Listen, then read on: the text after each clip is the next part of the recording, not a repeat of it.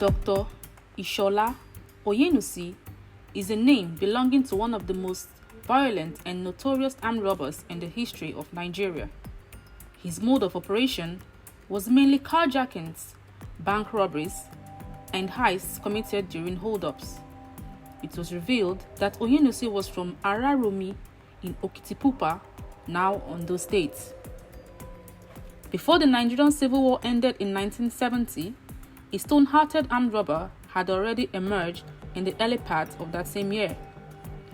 He called himself Dr. Oyenusi, even if he never finished the secondary school, and was terrorizing all of Lagos, which was Nigeria's largest commercial center. According to one of his defense lawyers who visited him while in jail, Oyenusi was imprisoned for the first time when he was 21.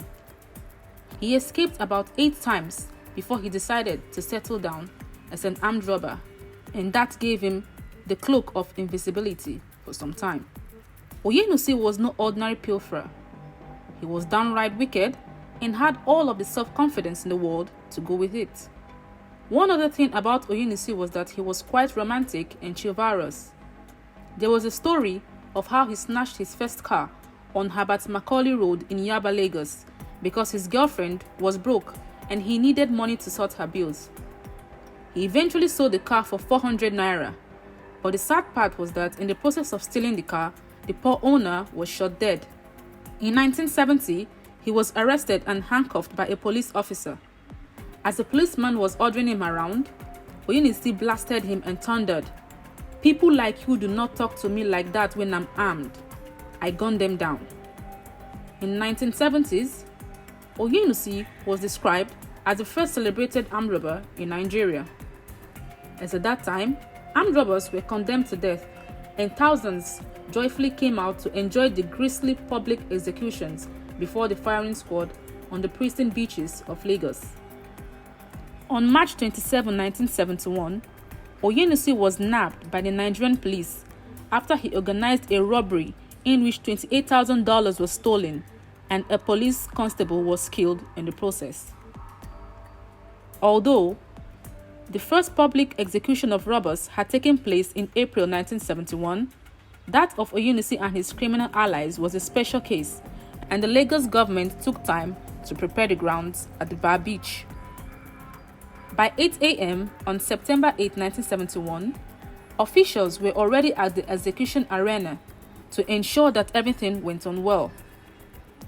A combined team of police officers and soldiers struggled to contain the surging crowd of thousands of excited spectators. At about 9:15 a.m., a team of Lagos City Council workers came to the execution arena of empty mock coffins, which they calmly laid behind the execution stand. About half an hour later, 8 robbers were led into the execution stand. 2 army trucks and a black van conveyed them to the firing spot, and Oyenusi was spotted in the black van. The soldiers came to a screeching halt and stood at attention by the van. All of a sudden, one of them let out a shrill command. The door was flung open, and slowly, Oyenusi appeared from within the darkness of the Black Maria. As if the heavens were in concert, dark clouds had formed over the Bar Beach. He was cloaked in a dark long-sleeved shirt, and his hands were tied behind his back.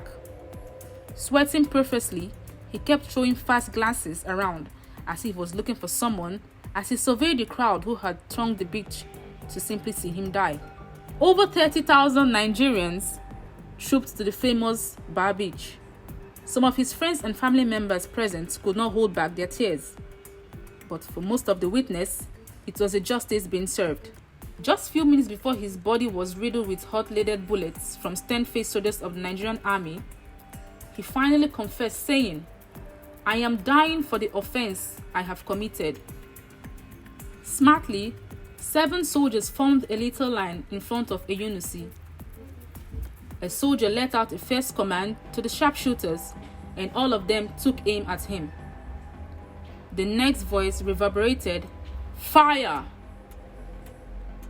Like an electrocuted being, his body shook vigorously as he slumped and went limp around the pole that held his remains. However, Oyenusi, who confessed that he joined the armed robbery business in 1959, was not to die alone. He was to end his journey on earth with 6 of his other gang members, whom he had led to their last robbery at Wahum Factory, Ikeja, Lagos, on 27th March 1971. Oyenusi told journalists minutes before his death that he would never have become an armed robber if his parents were rich enough to sustain him in secondary school. He also confessed to taking part in 10 major robberies and murders over a period of 6 years. After Oyenusi's execution, Chief Eddie Ugboma made a film titled The Rise and Fall of Dr. Oyenusi in 1977. There was no one bold enough to come forward to play the role of the armed robber because they feared his members would harm the actor. The director had no other option but to play the role himself, with the feature film depicting the senseless violence of armed robberies and the absolutely atrocious manner by which lives of innocent Nigerians were snuffed out. A medical doctor by the name of Dr. Oyenusi was not pleased by the film producer and how the movie had depicted the bearer of the name, and so he headed for the court trying to stop the shooting of the movie. Actually, Ugboma was threatened. He received a letter from thieves who invaded and looted his provision store, cutting away all they could. The stubborn Ugboma called their threat a bluff and went ahead with the production. The name Ishola Oyenusi will everlastingly be recalled through the entire existence of wrongdoing in Nigeria.